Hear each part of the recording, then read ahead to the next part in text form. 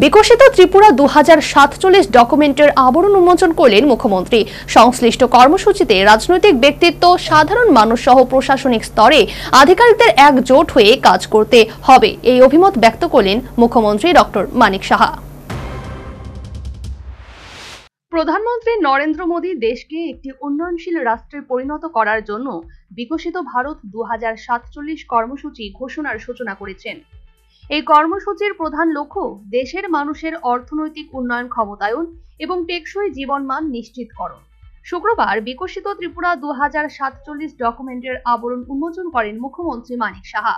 প্রজ্ঞা ভবনে অনুষ্ঠিত এই অনুষ্ঠানে রাজ্য মন্ত্রিসভার সদস্য, মুখ্য সচিব সহ রাজ্যের সবকটি দপ্তরের বিশেষ সচিব, অধিকর্তারা উপস্থিত ছিলেন। এদিন মুখ্যমন্ত্রী বলেন, উত্তর পূর্বাঞ্চলের মধ্যে ত্রিপুরা প্রথম রাজ্য যেখানে বিকশিত ভারত 2047 উদ্যোগের অধীনে একটি ডকুমেন্ট প্রস্তুত করেছে। উন্নয়নের পথে এগিয়ে চলতে রাজ্য সরকারের লক্ষ্য হলো উন্নত গঠন করা। পরে আমাদের এখানে 100 বছর পূর্তি হবে, যেটা আমাদের মাননীয় মন্ত্রী বাহাদুর বলেছেন যে আগামী দিন হয়তো এখানে অনেকে আমরা থাকবো না, বা যে অবস্থায় থাকবো হয়তো বা খালি শুনবো, খালি দেখবো, তাই হবে। কিন্তু এটা মনের মধ্যে একটা খুশির একটা ভাবনা থাকবে যে আমরা 2047-এ ত্রিপুরা বিকশিত ত্রিপুরা করার যে আমরা রোড ম্যাপ আমরা তৈরি করেছিলাম, আমাদের সময় আমরা তৈরি করতে পেরেছি। এর মধ্যে এর চাইতে বড় আত্মতৃপ্তি আর কিছু হবে না। মুখ্যমন্ত্রী বলেন, রাজ্যের জন্য আরোগ্য যোজনা চালুর মাধ্যমে প্রায় 4,26,000 সুবিধাভোগী আয়ুষ্মান কার্ড পেয়েছে।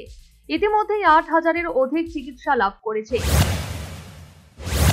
ত্রিপুরা একমাত্র রাজ্য যেখানে ভারতবর্ষের মধ্যে আপনারা যদি দেখেন যে চিফ মিনিস্টার জন আরোগ্য যোজনা, সেখানে আমাদের ক্ষুদ্র রাজ্যের যদি আমরা তুলনা করি, এইভাবে সারা ত্রিপুরার সমস্ত মানুষ যে সার্বজনীন স্বাস্থ্য বীমা আর কোথাও কোনো রাজ্যে নেই।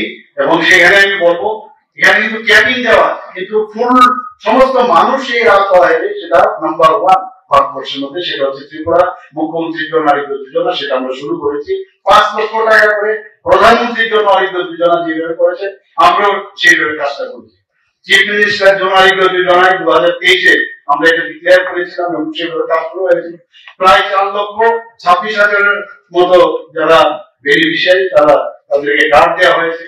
8,000-এরও বেশি রোগী এর থেকে তার নগদহীন যে চিকিৎসা সেটা শুরু হয়েছে। মুখ্যমন্ত্রী আরো বলেন, রাজ্যে কৃষকদের ক্ষমতায়ন, স্বাস্থ্য ও সেবার অগ্রগতি, ডিজিটাল প্রশাসন শিল্পায়নের ক্ষেত্রে অসাধারণ সাফল্য অর্জন করেছে, যা বিনিয়োগের ক্ষেত্রে নতুন মানদণ্ড স্থাপন করেছে। তাছাড়া রাজ্যে বর্তমানে লক্ষাধিক লাখপতি দিদি রয়েছে।